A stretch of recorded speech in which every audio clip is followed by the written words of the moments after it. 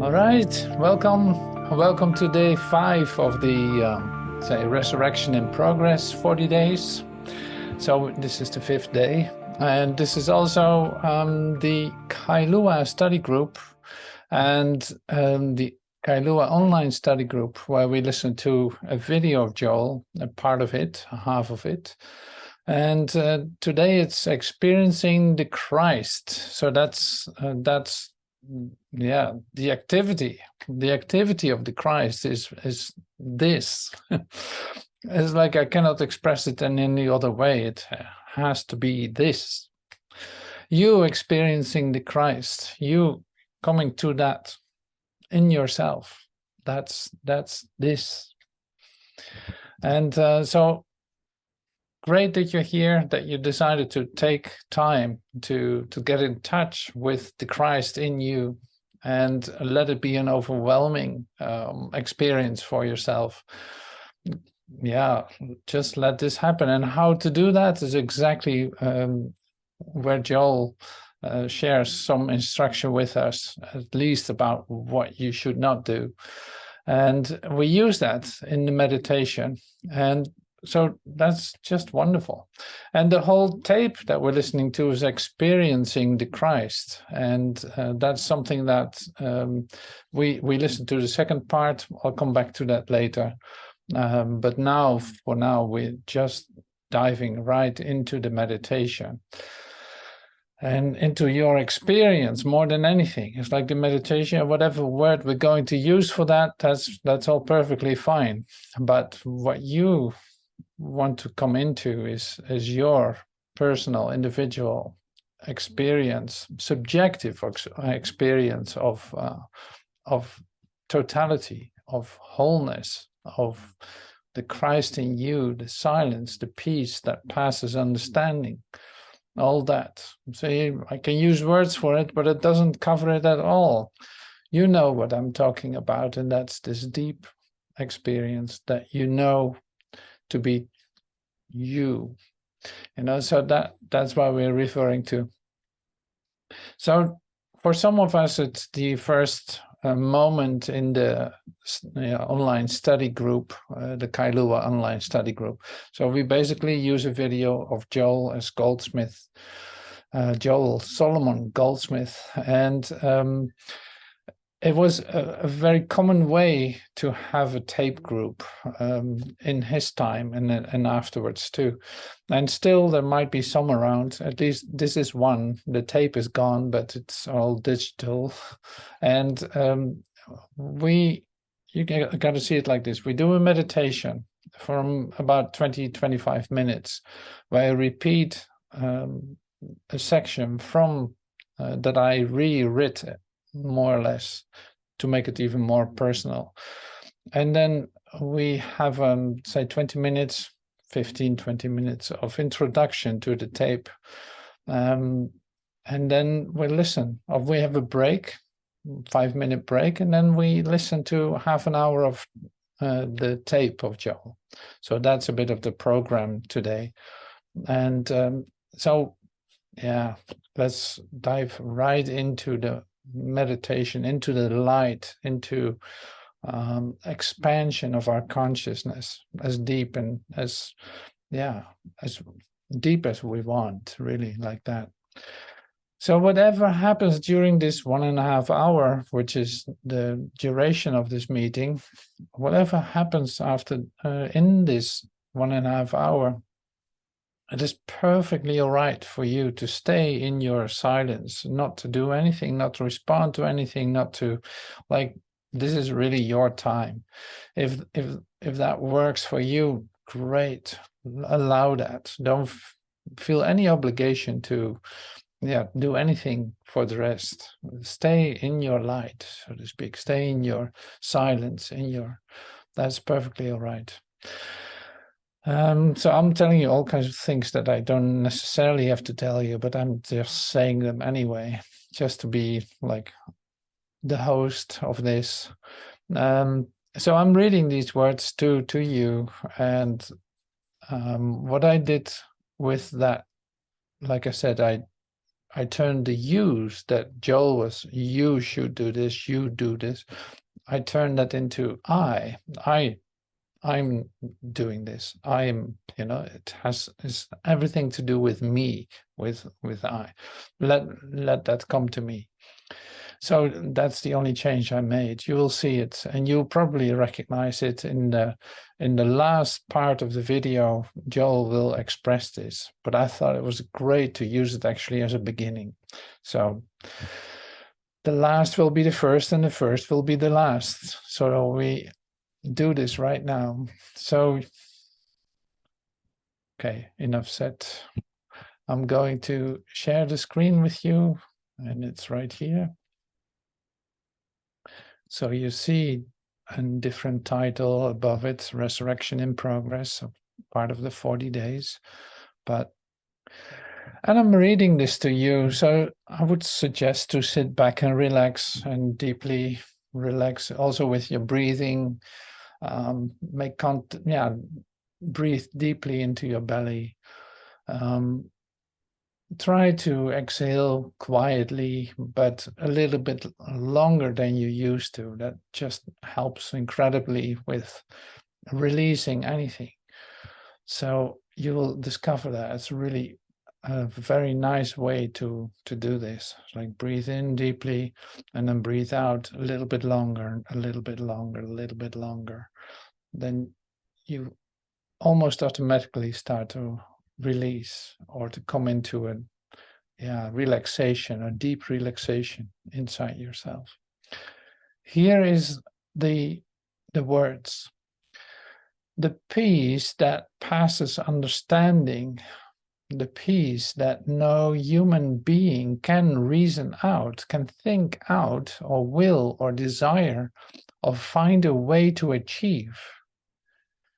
Okay, I repeat it once more. The peace that passes understanding, human understanding, the peace that no human being can reason out, think out, or will, or desire, or find a way to achieve.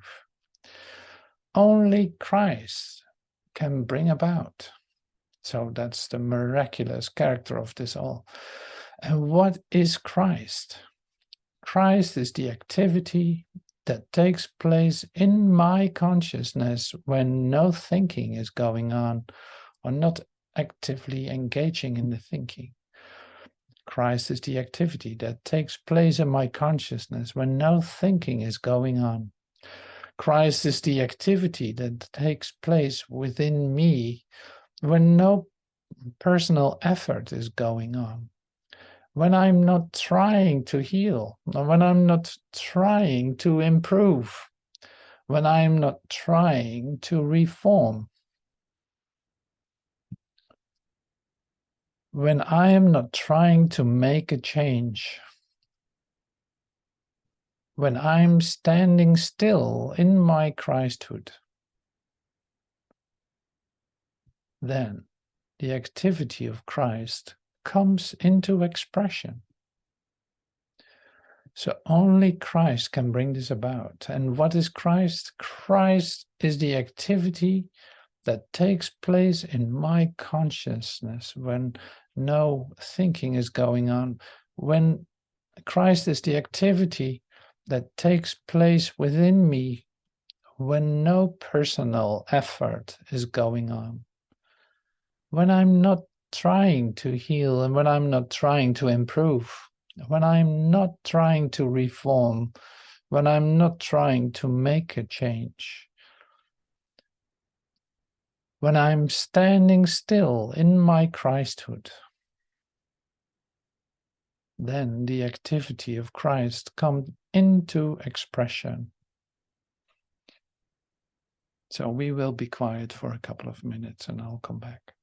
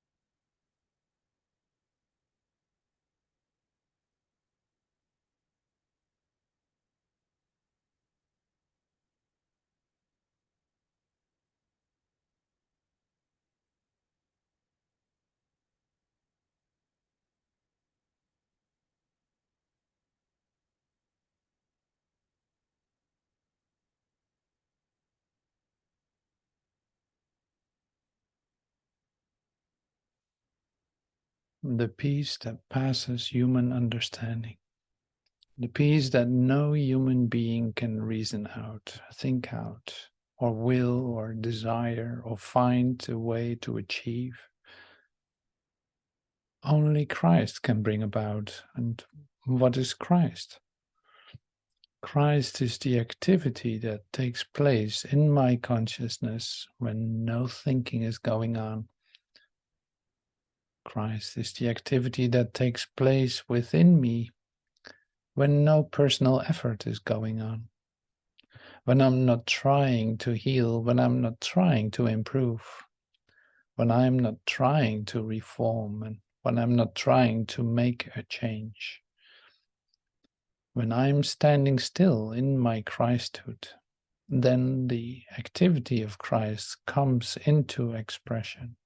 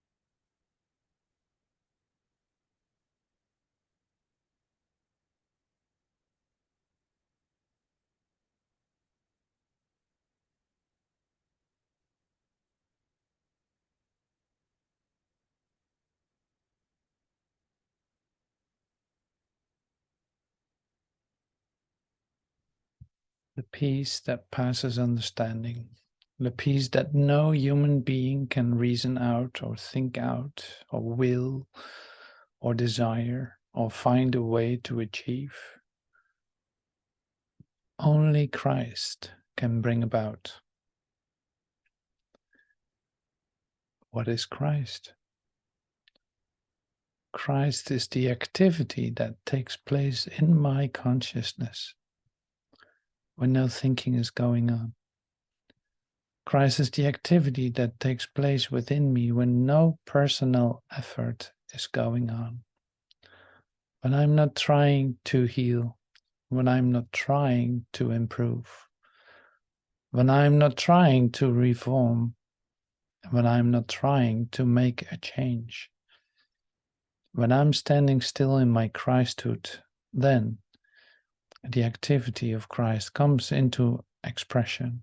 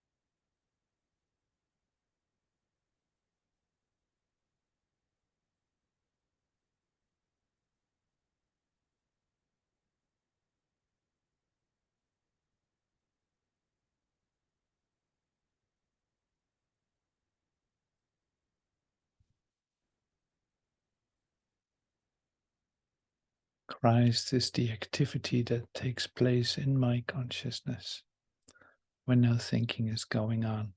Christ is the activity that takes place within me when no personal effort is going on. When I'm not trying to heal, when I'm not trying to improve, when I'm not trying to reform or trying to make a change, when I'm standing still in my Christhood, when the activity of Christ comes into expression.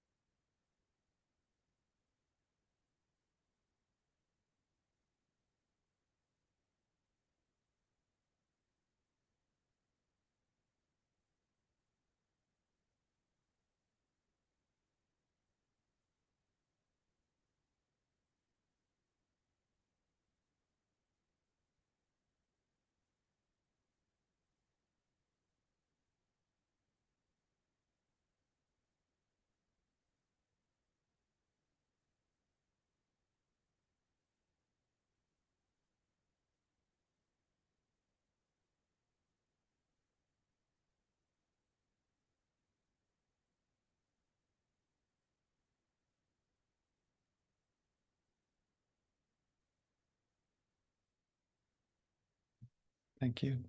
Thank you so much for being in this meditation together. That's really lovely. That's great. Thank you. So I actually want to dive into some logic. And why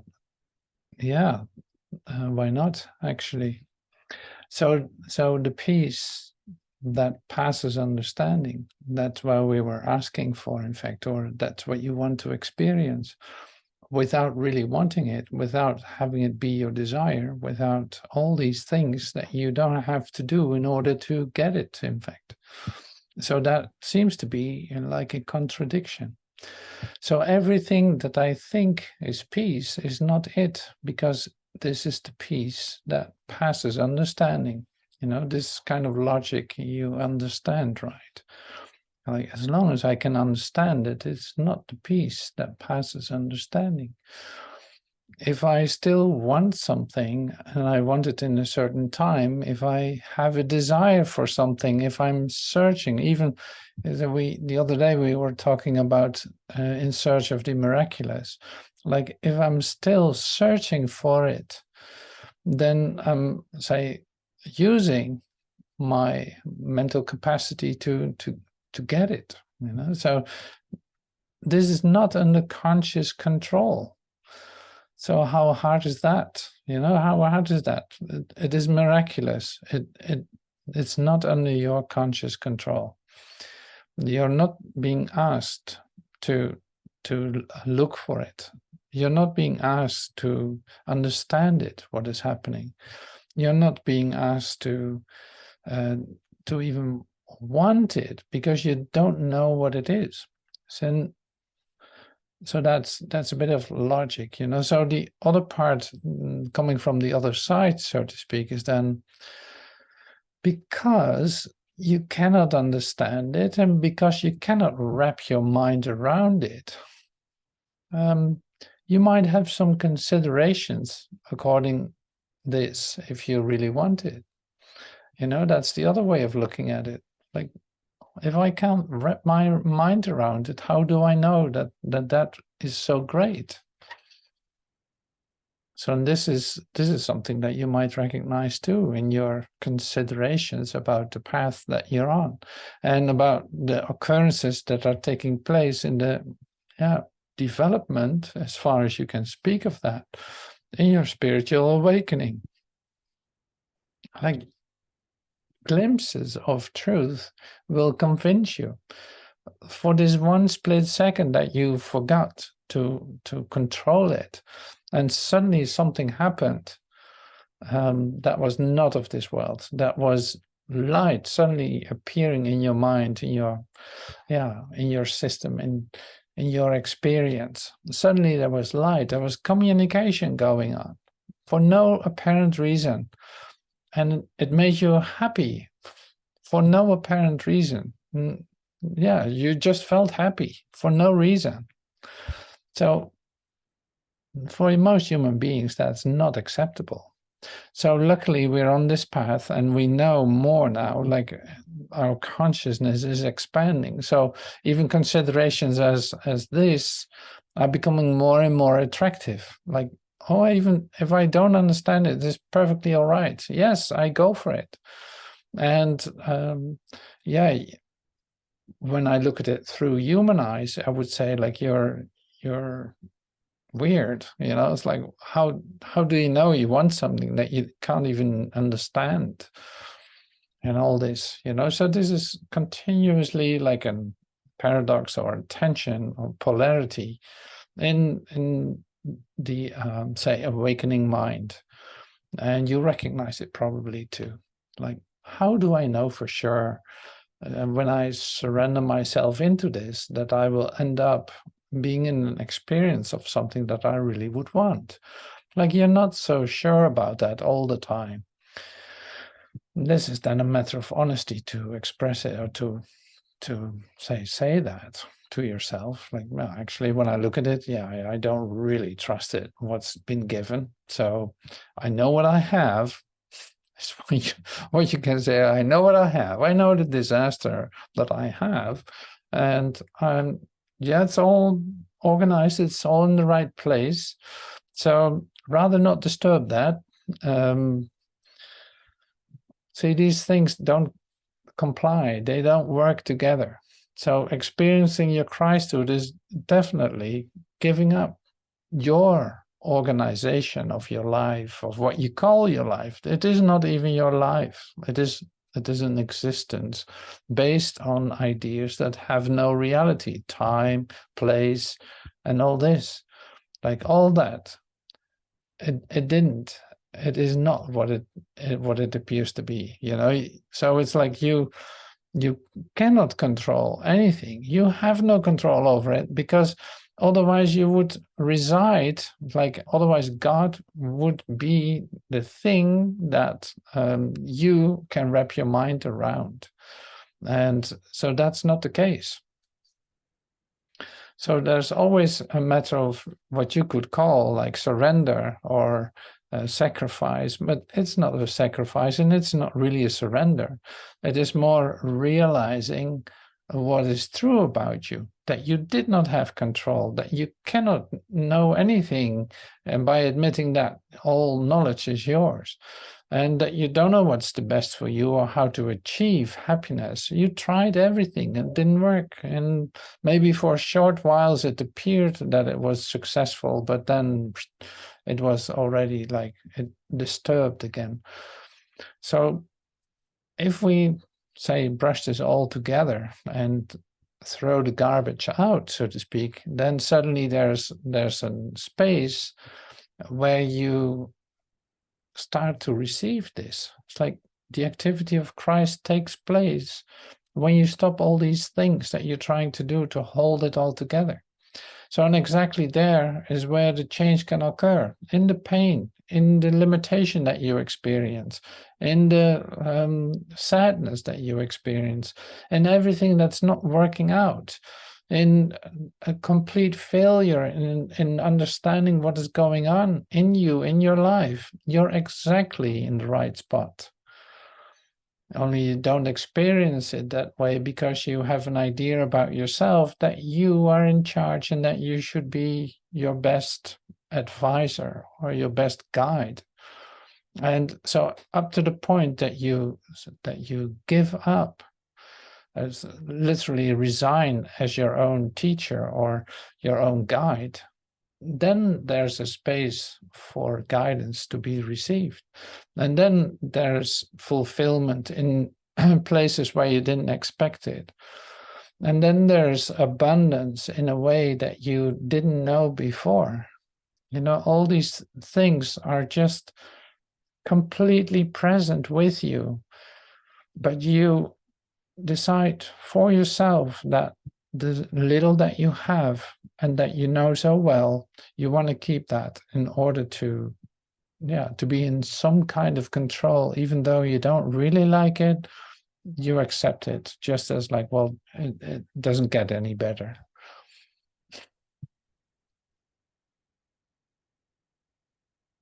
Yeah, I don't have to tell you that. That sounds insane if I share it like that. But taking an honest look at steps, as different steps in your life, in different aspects of your, say, survival package, you recognize parts of it that I just mentioned. You know, it's like it's inevitable because it's so human to do it. It is so, nobody to blame either. It's like apparently you needed these form aspects, like you needed these forms to have some kind of sense of security. Well, nobody's going to take that away from you. Don't be afraid. Like nobody's going to do anything with that. It's like as long as you need that for your sense of certainty, it will be there. When you are willing to exchange it, when the time has come for you to exchange it for greater good, as it is being said, it's like for greater good, then that will automatically happen. So in either way is just fine. It is great. it works out just as well, because you need the experience that it doesn't work. You need the experience that you cannot ask for it. You cannot force it. You cannot, organize it. You cannot control it. You need all these experience to come to the end of that. And however long that takes, like, it's either that or you accept the other part, that you don't know anything and have no idea how to respond on anything. But either way, it's working. It's like, yeah, whatever experience you need. So this is in fact the comforting part in the whole teaching. It's like, it's really true. It is comforting to know that you find yourself in a place where you have to be right now. So apparently everything is in place. All the things that you can let go of, you will let go of. That goes automatically. And everything that you need to hold on to for just a moment longer will be available for you. So that's the comfort then. And not missing, like, it's not that you suddenly go into a different detour in your path to enlightenment. No, it works either way. So this is great. So Joel talks about the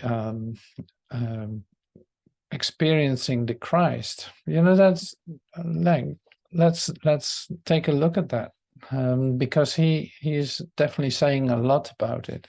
And this meditation that I distilled out of it, so to speak, at the end of the talk, was helpful. So these instructions were more like a summary almost of the talk that he does, but experiencing the Christ. So that is also closer to you than you can possibly imagine. So we all have experiences with suddenly having a hint of something that you should do, or feeling that you have to go somewhere to meet someone, or holding a hand of someone. Suddenly it's like, or putting a hand on the shoulder, or smiling at a person. It's like, it's closer to this than you think. And it is not about the form, like having to touch people in order to have this happen. No, but it does matter that you extend yourself in your connection with others, and listening to these impulses that you get to do things that actually are completely unconditional. You don't do them to get something or anything like that. No, but you're finding yourself in that place, literally performing that. Well, then, seeing that when you start to share and extend, maybe even verbally or just with a smile, you feel the communication, the connection that is there.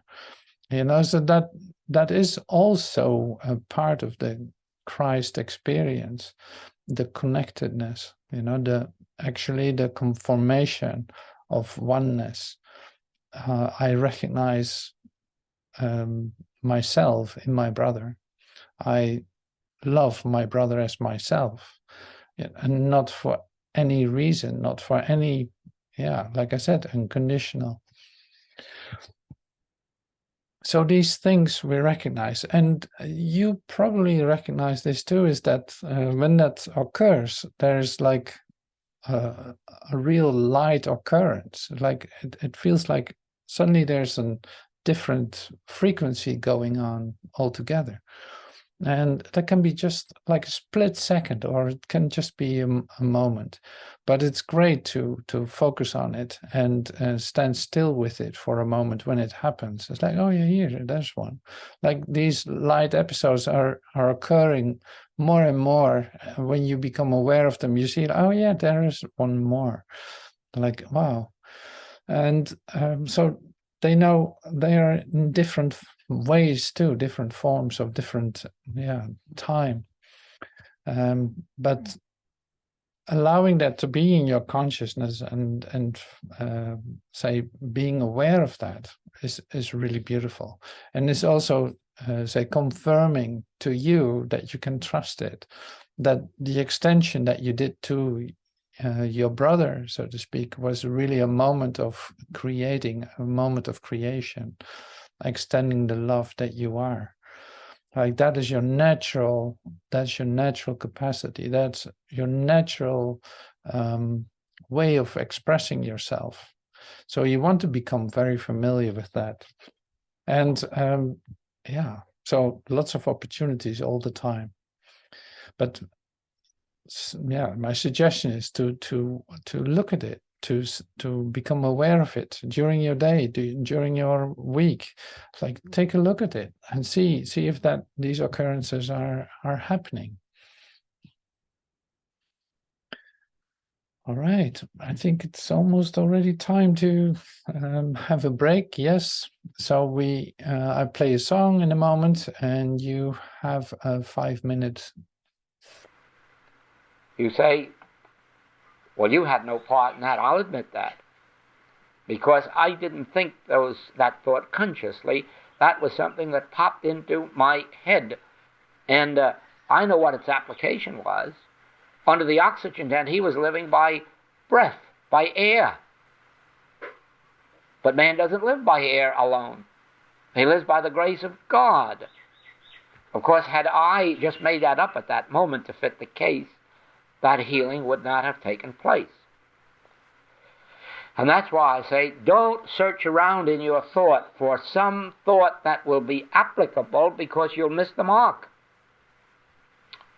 The further you can get from any statement that applies to the situation, the better off you will be, and your patient, and your own experience. Now let us see. Does anyone in this room actually believe that all the 20-odd books of the Message of the Infinite Way, strung end to end, will heal anybody of a headache? No. Well, will it do any better if we recite it? Will it do any better if we think it? Then what good is it? The only good they are is that they have brought us to this state of consciousness where we can now no longer rely on them, but the state of consciousness out of which they came. And that state of consciousness is Christ. They never came out of a man's consciousness any more than you would like to give credit to the pen or the typewriter. Neither can you give credit to the man. They come out of Christ consciousness. Do you see that?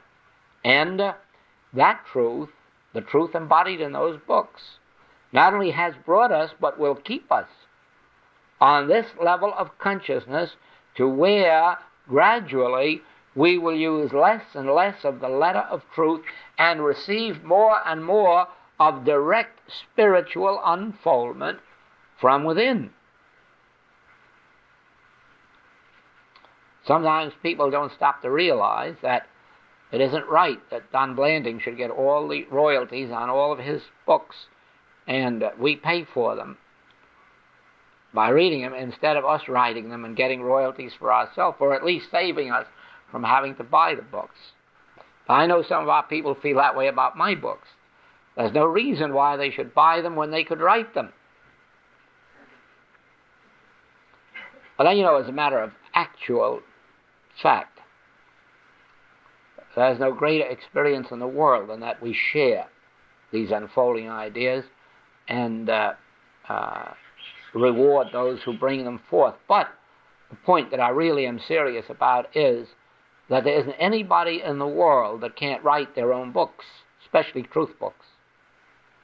Because there comes a moment of transition to everybody where you don't take in where it pours out. Oh yes, there must be years and years and years in our experience of taking in the great wisdom of all of the masters. And probably throughout our entire human span, we will continue to draw inspiration from them. There isn't a day of the week that I'm not reading somebody's books here, mostly ancient ones, because of the inspiration that I draw from them and the joy that I get in seeing how universal truth is and how they were stealing my stuff thousands of years ago.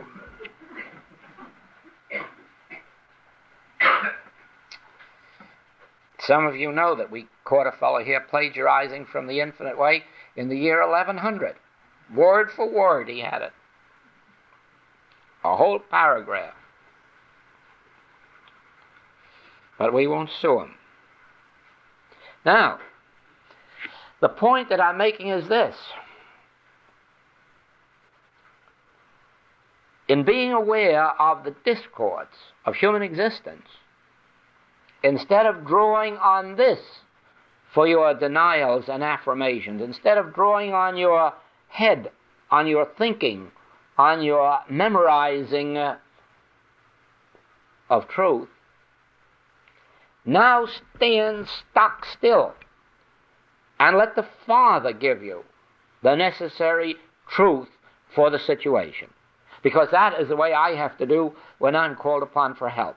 I can't turn to a single soul or any memorized statements from my writings.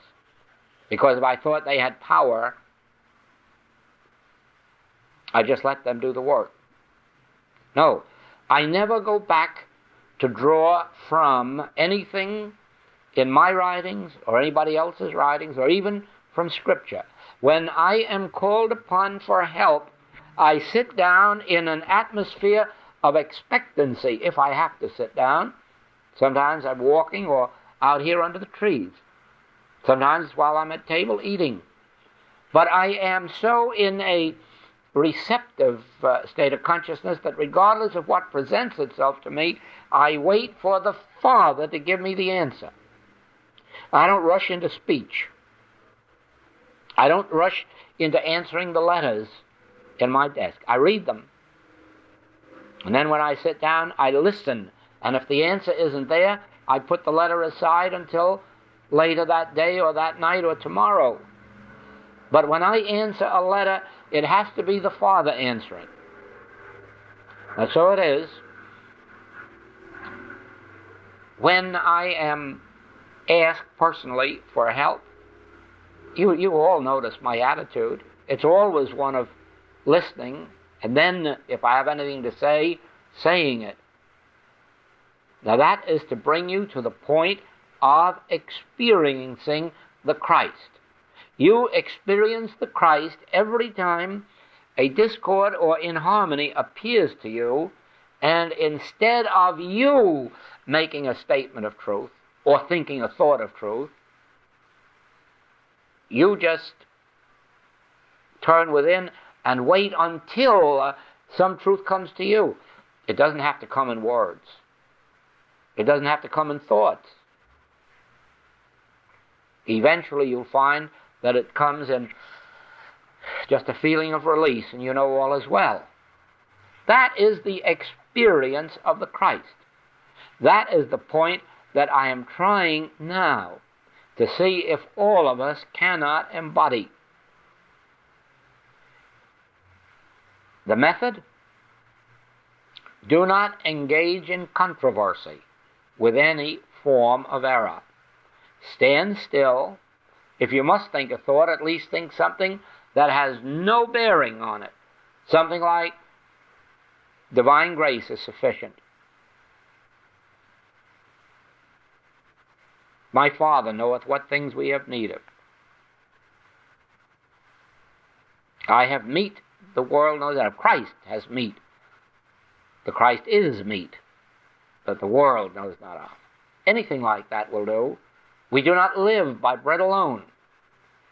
Anything like that will keep thought occupied so that your thought isn't directly meeting or responding to or refuting the problem. Do you see that? That gives the Christ an opportunity to come to you in experience. Later on, you will follow this same method with all of the harmonies. Because Once you have achieved the slightest degree of success in this, in meeting discords, the next thing that will present itself to you is this.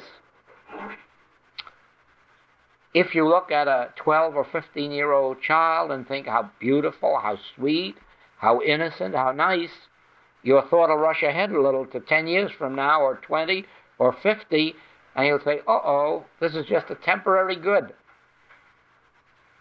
This pure, innocent, sweet, clean, healthy child is going to be a doddering old woman, or a sinful so-and-so. Do you see what I'm getting at? Because you know right well that the human good of this moment won't remain. And so you will learn to follow this same practice when you see youth, health, vitality, wealth. You learn to look right through it and not rejoice in it, but clear your thought in the same spiritual way so that the Christ can show you the truth about what even appears as human good. Just as you want Christ to reveal the truth about a discord and an inharmony, you had better want Christ to reveal the truth about a good human appearance, or it's only a question of time when it's going to change to a bad human appearance. The nature of all human good is to become evil, isn't it? Youth becomes age, health becomes sickness, strength becomes weakness, abundance becomes lack, so forth and so on, until finally life becomes death. That's the history of the human world. By first training ourselves with these evidences or appearances of discord and inharmonies, to close our mind to that picture and permit the Christ to reveal the true nature of being, we then prepare ourselves for the next step, which is to look out at our beautiful trees and our beautiful plants and our beautiful animals and our wonderful youth, and be able to not think good thoughts about them, but wait patiently for the Christ to reveal the truth about them. What good is there in all the world about these sweet young kids if we have to watch them grow up into what we have witnessed past generations grow up into? Only insofar, one generation after another has called the past generation doddering and old and ignorant and so forth, and they have deserved it. But the point is that it's always going to be the same way until a generation comes along anchored in Christ. A generation that no longer thinks humanly, feels humanly, lives humanly, but begins to live in their and through their Christhood. There'll never be such a generation unless, as in the case of Jesus Christ, there is one individual to start it. And it never will go far unless there are found 12 ready to carry it on and impart it. And even then it won't be too far-reaching unless there are 70 and 200. Then we can embark on the way. Now,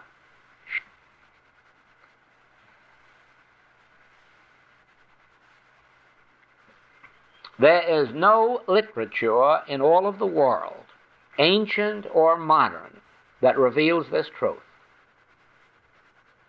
There is none. Search for it and see if you can find it. There is no literature, ancient or modern, that reveals the way to attain Christhood.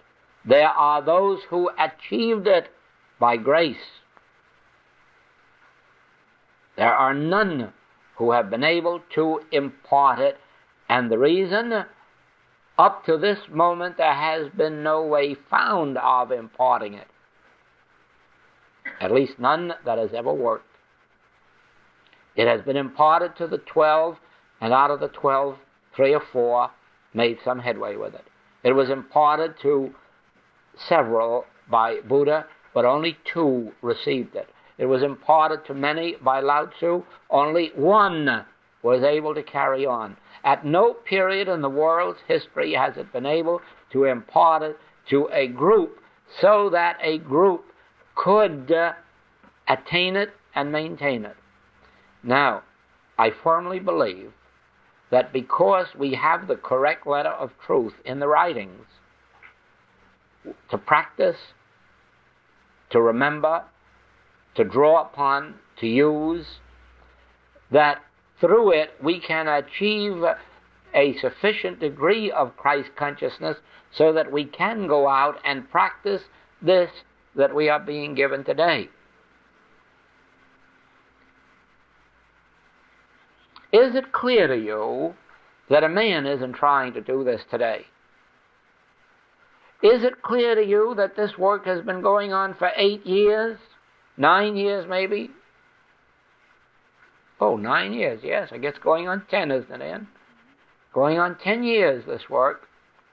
And yet, this is the first time these words have been voiced. So that those 10 years have been a preparation for this. Now,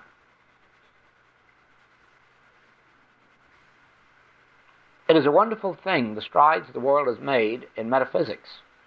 It's a wonderful thing, the strides that many religious teachings are making in coming to this awareness.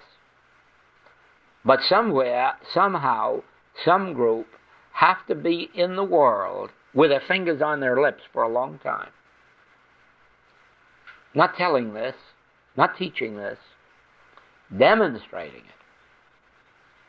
Achieving more of the measure of that mind which was in Christ Jesus, so that by their fruits they shall be known. Not by talk, not by promises, by their fruits. Now, I wouldn't want to go out before a big audience and say these things, not because they aren't true, but because the answer would be, so what? How can a person achieve the demonstration of this who hasn't arrived at that point where automatically they have attained the consciousness that knows the unreality of evil and won't run around trying to be sympathetic to somebody in their sins or their diseases or their lacks or their limitations, but is willing to sit within their own being, realizing Christhood, and let Christ raise them up.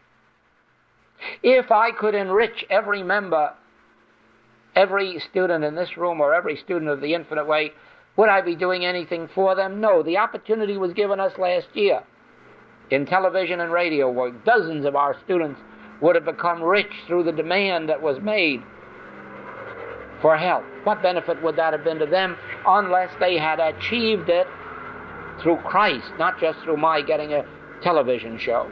Do you see that? If I could give health to everybody in the hospital, what benefit would I be giving them if I wasn't able to give them Christhood? Do you see that? That is the point that we are at now. I have loved my work for 25 years, bringing some measure of health, some measure of supply, some measure of peace to many, many, many people. And now through the writings and recordings to thousands of people. But it isn't enough. It isn't enough. Nothing is enough until through the activity of the Christ in human experience we can change and transform human experience. It isn't enough for a Jesus to heal multitudes, and it isn't enough for a Joel to heal more multitudes. There must be an activity of Christ bringing about these healings so that we won't need the Jesuses or the Joels or the Mary Baker Eddies or the Myrtle Fillmores or any of those noble souls who in the past have led up by their work, their consciousness, their activity to this moment. Unless this world is full of the presence of the Christ, it'll always be the same old story. Each generation raising up a prophet to tell the story again, and then the story dying out and waiting for a new prophet to come in the new age. And still, the answer is, we do not even know if there be a Christ. And that is the answer of the world today. We do not know if there be a Christ, because there is no evidence except an individual experience here or there. But an activity of Christ in human experience whereby everyone can reach out to this Christ, it hasn't yet happened. Now, if it happens, it will be through a large enough demonstration of the activity of the Christ in human experience. In other words, when by our example we can attain that mind, or some measure of that mind which was in Christ Jesus, and watch the world benefit from it, not from our personal activity, from it, then will we have something to show forth to the world. If we, in our experience, can bring the activity of the Christ into the courtrooms where the battles are, or into the activities of the unions and the corporations, if we can bring the activity of the Christ to bear in the business world, then you see, the world can say, well, at least we have had evidence that there be a Christ. Now let us see some evidence that we ourselves can benefit, achieve Christhood. Now, the first difficulty is going to appear as you behold evidences of sin, disease, death, lack, and limitation, and are tempted to do something about it. First humanly, and then through right thinking. And the first temptation is going to be resist the temptation to do right thinking. Find some statement of the Master's to fill your thought so that you do not refute the appearance before you or enter into controversy or argument with it. Stand aside and realize, I am the way, the truth, and the life. You say that's meaningless. Good. The more meaningless it is, so let it be. Because we do not want, through the power of thought or reason, to meet a situation, but through the Christ. Remember that statement. We do not wish, even through reason, to meet a case, but through Christ. The Christ which passeth human understanding. Why is that in Scripture? The peace that passeth human understanding. The peace that no human being can reason out, think out, or will, or desire, or find a way to achieve. Only Christ can bring about. And what is Christ? Christ is the activity that takes place in your consciousness when no thinking is going on. Christ is the activity that takes place within you when no personal effort is going on. When you're not trying to heal, when you're not trying to improve, when you're not trying to reform, when you're not trying to make a change, when you're standing still in your Christhood, then the activity of Christ comes into expression. Do you see that? The Christ is hidden when you're taking thought for your life, or your patient's life, or your student's life. The activity of the Christ is not present when you're thinking through a problem. When you can come to that point of absolute humility, where Jesus found himself when he said, I can of my own self do nothing. When you come to that point of absolute humility, you'll stand still in thought with your ear wide open, your inner ear, waiting and giving God the opportunity to come out into expression. Then is when Christ will have the opportunity to fulfill itself in experience. In India, they have a habit, whenever a new home is opened or a new public building, and in some cases, new business enterprises, they will have their swamis or holy men go into that place in what we would call today to bless it. In the Orthodox way, that would mean to sort of say a prayer and hope that God will come in and be kind and good to it.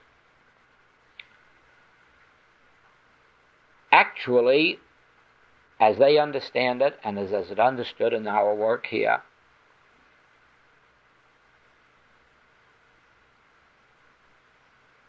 the moment we come into any place with complete silencing of human thought or wish or will, and wait until the activity of the Christ touches our consciousness, then the room is full of the presence of Christ. Then and then only. There are no prayers that will do that. There are no words and there are no thoughts. There must be a complete silencing of the human will, of the human desire, so that the activity of the Christ can penetrate the atmosphere and fill all space. Then it remains for those who are in that home or that business or that public building to so conduct their affairs as to represent, so far as they are concerned, their highest sense of spiritual harmonious good. There is no other way. So it is with healing. There is a way to bring health, harmony, comfort, peace, in some degree, into every sick room in which we go, into every prison cell. And that way is not the way of thinking, that way is not of speaking, or of carrying any message of words or thought. That way is the ability to be there, whether sitting, standing, walking, talking, with an area of consciousness open here, so that the Christ itself can come into expression. I can assure you, you can only keep it out by speech and thought.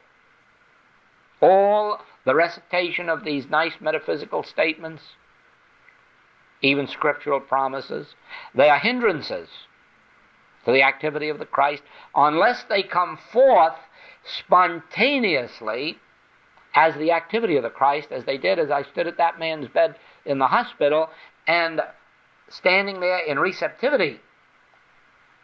Then the voice itself shot through, man does not live by bread alone. Do you see that? It wasn't necessary for those words to come forth. The consciousness had come through anyhow, even without words. Now, we can heal wherever there's receptive consciousness.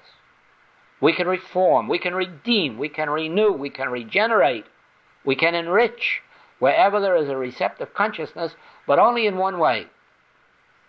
Now that you know the truth of being, now that you have the letter of truth and you have it to keep reminding yourself of and live in, when you're actually living about your business all the rest of the day, don't think thoughts. Keep yourself receptive to an inflow of thoughts so that it breaks through into your consciousness. Thereby, you have the experience of the Christ. So that, as you go about your day's work, as you go about anywhere where you become conscious of the presence of discord and inharmony, instead of stating truth, resist the temptation to state truth. Inwardly hear and let this come through. And this will be an experience of the Christ, and it will go before you to make the crooked places straight. It will bless all those within range of your consciousness, but you won't, it will. Your part will be attaining it. Now,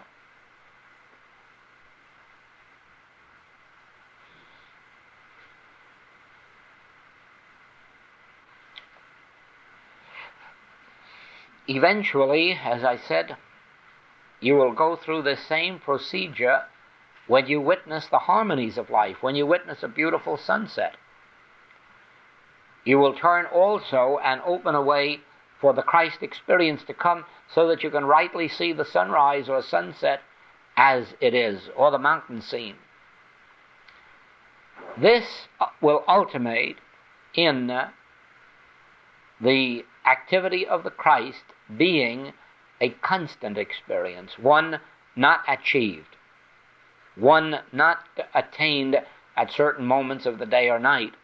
It will be a constant state of being, so that at any time necessary, it is only necessary to blink the eye and the activity will consciously be realized. But it isn't necessary that that be done.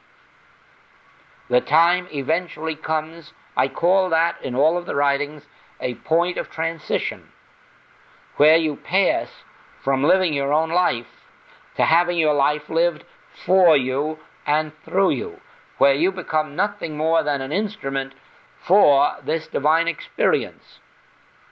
And you go where you're sent and when you're sent. You have no will of your own, no wish of your own, no desire of your own. You never have supply of your own, and you never even have health. It is always an it that is living its own life, and we go along for the ride. Now, the achieving of that state of consciousness begins in this particular way. First, because the discords and inharmonies of existence are the most irritating to us, and therefore announce themselves more forcefully to us. And so it is that in those moments we will now train ourselves to resist the temptation to deny or affirm or to think thoughts, even good ones,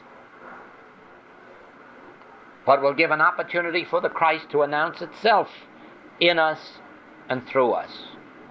And if necessary, to engage our minds while waiting for it, we will take any one of the Christ messages, those that begin with the word I, or that have some such significance as the I or God.